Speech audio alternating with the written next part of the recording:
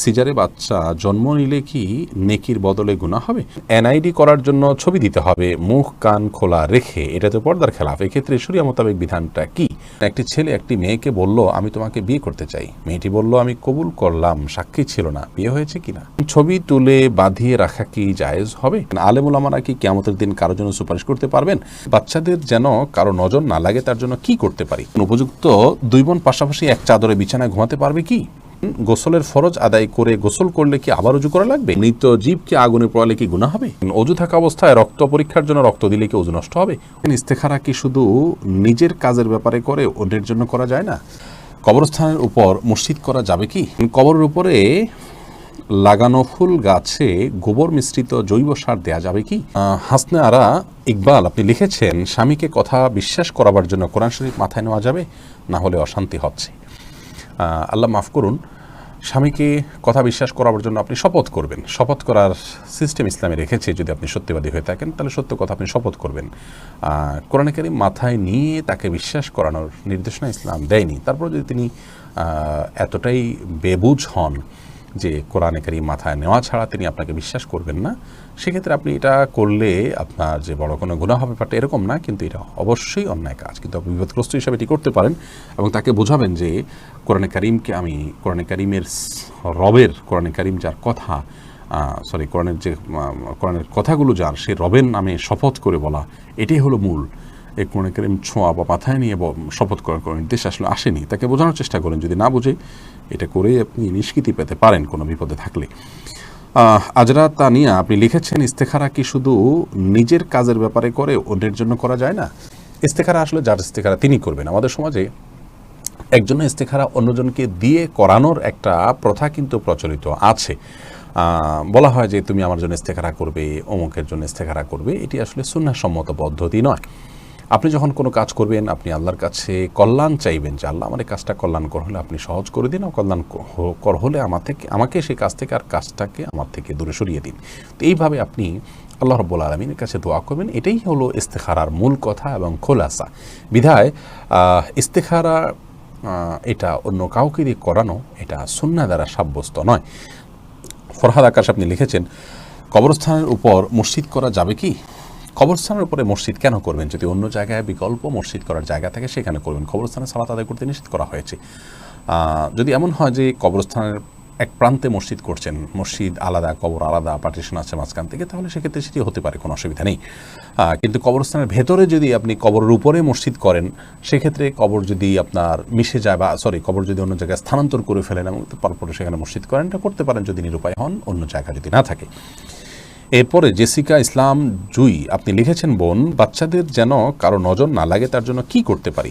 বাচ্চাদের অন্যের বদনজর থেকে বাঁচার জন্য প্রথমত যাদের বদনজর লাগতে পারে এরকম মানুষের দৃষ্টি থেকে সরিয়ে রাখা দরকার। আজকাল বাচ্চাদের অনেক সমস্যা হয় যেগুলো আমরা কোনোভাবে সমাধান করতে পারি না, এবং এগুলোর একটা কারণ হলো এই বদনজর।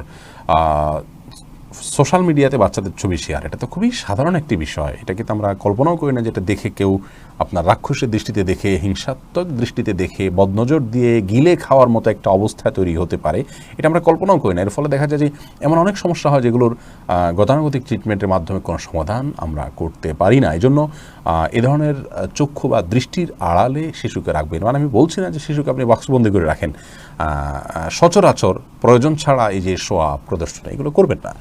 তাছাড়া বদনজর লাগতে পারে এরকম জায়গা থেকে, এরকম পরিবেশ পরিস্থিতি থেকে দূরে রাখার চেষ্টা করবেন।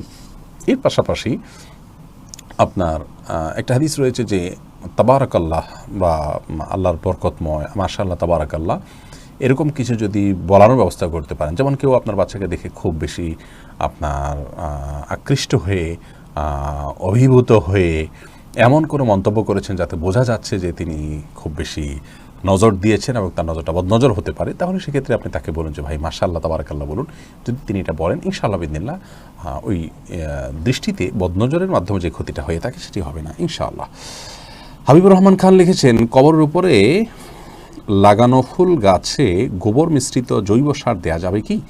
কবরের উপরে লাগানো ফুল গাছে আপনার গোবরের সার দেয়াতে কোনো অসুবিধা নেই। কবরে যিনি শায়িত আছেন তার কবরের উপরে, মাটির উপরে যদি সার হিসাবে গোবর ব্যবহার করেন, সেটি মিশে মাটির সাথে একাকার হয়ে যাবে, ফলন ভালো হবে, কোনো অসুবিধা নেই তাতে ইনশাআল্লাহ।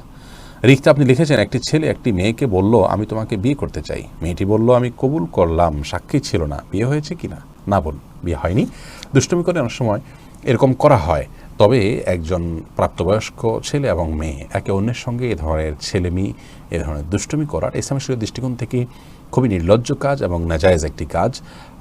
এ ধরনের হেয়ালিপনা এবং এ ধরনের পাগলামো বা এ ধরনের দুষ্টুমি, এ ধরনের বন্ধুবান্ধব একে অন্যের সাথে মজা রসিকতা, এগুলো করা আসলে উচিত নয়।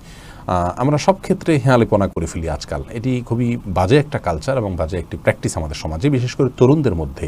যাতা নিয়ে আমরা হেয়ালিপনা করি, যাতা বলি। কয়েকদিন আগে, বেশ কিছুদিন আগে, বেশ কয়েক বছর আগে বরং একটা কথা প্রচলিত ছিল যে একদিন তো মরেই যাব, কি আর হবে, মানে ডায়ালগ, এবং সেটা মজা করে বলছি। মৃত্যু জিনিসটা কি মজা করার মতো বিষয়? মৃত্যু পরবর্তী জীবন সম্পর্কে যদি ন্যূনতম ধারণা বিশ্বাস থাকে আমাদের, তাহলে সেটা তো হেয়ালিপনা করার মতো বিষয় না। যাই হোক, এই জন্য এরকম করবেন না। সাক্ষী ছাড়া বিবাহ বিশুদ্ধ হয় না। অতএব ছেলে মেয়ে একে অন্যকে বিবাহ প্রস্তাব দিয়ে অন্যজন কবুল করেছেন, অভিভাবক নাই, সাক্ষী নাই, বিবাহ হয়ে যাবে, বাট এত সহজ না, বিবাহ হবে না। বদির আলম আপনি লিখেছেন, উপযুক্ত দুই বোন পাশাপাশি এক চাদরে বিছানায় ঘুমাতে পারবে কি? প্রাপ্তবয়স্ক যদি হয় একই বিছানায় শোবেন, মাঝখানে একটা বালিশ দিয়ে পার্টিশন দিয়ে নেবেন, বা আলাদা কম্বল আলাদা কাঁথা গায়ে দিবেন, একই কাঁথার নিচে শোবেন না। হাদিসে একই কাপড়ে দুজন প্রাপ্তবয়স্ক মানুষকে শুইতে নিষেধ করা হয়েছে, স্বামী স্ত্রী ছাড়া। তো আপনার দুই বোন একসঙ্গে একই খাটে শুইতে পারেন। আমাদের এর আগে একটা প্রশ্ন উত্তরকে কেন্দ্র করে অনেকে প্রশ্ন তুলেছেন যে বস্তিতে বিভিন্ন জায়গায় মানুষের সীমাবদ্ধতা থাকে, অল্প জায়গায় পরিবারের অনেক সদস্য থাকতে হয়, তারা কি করবে? আমরা বলেছি পরিষ্কার করে যে একই জায়গায় থাকতে পারবেন, সেক্ষেত্রে শরিয়ার নির্দেশনা মানতে হবে। আপনি আলাদা আলাদা কাপড়ে থাকেন, আলাদা আলাদা কাঁথায় থাকেন, মাঝখানে কিছু একটা দিয়ে নেন, পার্টিশন হয়, অন্তত কোনো প্রকার ফিতনার দুয়ার উন্মুক্ত না হয়, সেই জন্য আপনার ন্যূনতম চেষ্টাটা আপনি করেন, তাহলে ইনশাআল্লাহ বিদিনিল্লাহ সেটি জায়েজ হবে। সালেম লিখেছেন, গোসলের ফরজ আদায় করে গোসল করলে কি আবার উজু করা লাগবে? গোসলের ফরজ আদায় করার বা গোসলের যে সুন্নাহসম্মত নিয়ম, প্রথমে নাপাক ধুয়ে এরপরে কাপড় বা কোথাও নাপাক থাকলে সেটা পরিষ্কার করে তারপরে আপনি উজু করার মতো করে উজু করে তারপরে গোসল করার সময় পা ধুয়ে বেরিয়ে আসেন, তাহলে গোসলের সাথে উজু বাই ডিফল্ট হয়ে গেল। আলাদা করে আর উজু করার কোনো প্রয়োজন নেই। এটা আমরা অনেকেই করি, অহেতুক অনেকটা বলতে পারেন। যদি সুন্নাহসম্মতভাবে আপনি গোসল করে থাকেন, তাতে উজু হয়ে গেছে। এরপরে মনসুর আক্তার বোন আপনি লিখেছেন, মৃত জীবকে আগুনে পোড়ালে কি গুনাহ হবে? নবী সাল্লাল্লাহু আলাইহি ওয়াসাল্লাম বলেছেন, লা ইউআযযিবু ফাইন্নাহু লা ইউআযযিবু বিন-নার ইল্লা রাব্বুন নার। আগুন দিয়ে আগুনের সৃষ্টিকর্তা অর্থাৎ আল্লাহ রাব্বুল আলামিন জাহান্নামে মানুষকে শাস্তি দিবেন, অপরাধীদেরকে, পাপীদেরকে, পাপিষ্ঠদেরকে। এছাড়া আগুন দিয়ে কেউ কাউকে শাস্তি দেওয়া জায়েজ নয়। কোনো প্রাণীকে যদি নিধন করবার জন্য আগুন ছাড়া আর কোনো কার্যকর ব্যবস্থা না থাকে আদতে, তাহলে সেক্ষেত্রে সেটি জায়েজ হবে একান্ত নিরুপায় অবস্থায়। শাহপুরানি আইডি থেকে আপনি লিখেছেন, অজু থাকা অবস্থায় রক্ত পরীক্ষার জন্য রক্ত দিলে কি অজু নষ্ট হবে? উত্তর হল না। অজু যদি সিরিঞ্জে বের করা হয় এবং শরীর থেকে বের হয়ে গড়িয়ে না পড়ে, তাহলে সেক্ষেত্রে এতে অজু ভঙ্গ হবে না। বিনতে বাশিরুল আপনি লিখেছেন, এনআইডি করার জন্য ছবি দিতে হবে মুখ কান খোলা রেখে, এটা তো পর্দার খেলাফ। এক্ষেত্রে শরিয়া মোতাবেক বিধানটা কি? বোন, এটি যেহেতু একটি প্রয়োজন এবং আইডেন্টিটির জন্য প্রয়োজন এবং এটির উপরে আপনার জীবনের অনেক কিছু নির্ভর করে, অতএব এটি এক প্রকার ওজর বা একটা বিশেষ আপনার পরিস্থিতি, যে পরিস্থিতিতে আপনি একরকম বাধ্য নিরুপায়, বিধায় এটি জায়েজ হবে ইনশাআল্লাহ বিদিনিল্লাহ। তাছাড়া এটা আইডেন্টিটির জন্য, বিধায় প্রয়োজনের ভিত্তিতে ছবি তোলা জায়েজ আছে। আপনি এটা লোকদেরকে দিয়ে বা বিলিয়ে বেড়াচ্ছেন না, বা সবাই দেখে বেড়াচ্ছে, ব্যাপারটা এরকম না। এরপরে আলপনা হাসান আপনি লিখেছেন, ছবি তুলে বাঁধিয়ে রাখা কি জায়েজ হবে? ছবি তুলে ঘরে, অফিসে কোথাও বাঁধিয়ে রাখা জায়েজ নয়, এটা গুনাহের কথা। নবী সাল্লাল্লাহু আলাইহি ওয়াসাল্লাম বলেছেন, সহিহ বুখারীতে বর্ণিত হয়েছে, লা তাদখুল মালায়েকাতু বাইতান ফিহি কালবুন আও সূরা। ওই ঘরে রহমতের ফেরেশতা রহমত নিয়ে প্রবেশ করে না যে ঘরে কুকুর থাকে কিংবা ছবি থাকে। আজকাল এই দুটি বিষয় অত্যন্ত নরমাল হয়ে গেছে। খেয়াল করবেন, হাদিসে যেগুলো নিষেধ করা হয়েছে, আজকের সভ্যতা যেহেতু শয়তান নিয়ন্ত্রিত, অনেকখানি বলতে পারি, কিয়ামত কাছে মানে নিকটবর্তী হচ্ছে, সেজন্য শয়তানের প্রভাব বেড়ে চলেছে। এই জন্য আজকের সভ্যতাতে আপনি দেখবেন সেই বিষয়গুলোকে অনেক বেশি স্ট্যাবলিশড করা হয়েছে, যেগুলো হাদিসে নিষেধ করা হয়েছে। আর যেগুলো হাদিসে নির্দেশ করা হয়েছে, সেগুলোকে বরং দোষণীয় মনে করা হয়ে থাকে। এই জন্য ছবি টাঙিয়ে রাখা এটা জায়েজ নয়। এর ফলে আমরা প্রভূত ক্ষতির মুখোমুখি হই। আমি এর আগে একাধিকবার বলেছি, জিনের উপদ্রবের শিকার মানুষ বাসাবাড়িতে এই হারাম ছবি এটি রাখবার কারণে উপদ্রবের শিকার হয়েছেন, এবং এগুলো সরানোর পর তারা অনেকখানি আপনার তাদের সমস্যা দূর হয়েছে। এটি আমি খুব কাছে থেকে অবজার্ভ করেছি। অতএব হারামে আল্লাহ তাআলা আরাম রাখেননি। কিছু কষ্ট হয়, হারামে কিছু ক্ষতি হয় যেগুলো আমরা হয়তো ফিল করি না, কিন্তু অবশ্যই ক্ষতি হয়। এরপরে ছবি ছয়া এআইডি থেকে আপনি লিখেছেন, সিজারে বাচ্চা জন্ম নিলে কি নেকির বদলে গুনাহ হবে? না, সিজারে বাচ্চা জন্ম নিলে যে আমাদের গুনাহ হবে, পাপ হবে, এরকম কোনো কথা কোরআন হাদিসের কোথাও বলা হয়নি। বরং কোরআন হাদিসের কোনো আয়াত বা নির্দেশনার আলোকে এমনটি বোঝা যায় না। কেউ যদি সিজারে বাচ্চা নেন এবং সেটি যদি ডক্টরের পরামর্শ নেন এবং বাধ্য হয়ে নেন, সেটি তিনি নিতেই পারেন। এর কারণে তিনি গুনাহগার হবেন এমনটি মনে করার কোনো কারণ থাকতে পারে না। এরপরে সিদরাতুল জান্নাত আপনি লিখেছেন, আলেম উলামারা কি কিয়ামতের দিন কারোর জন্য সুপারিশ করতে পারবেন?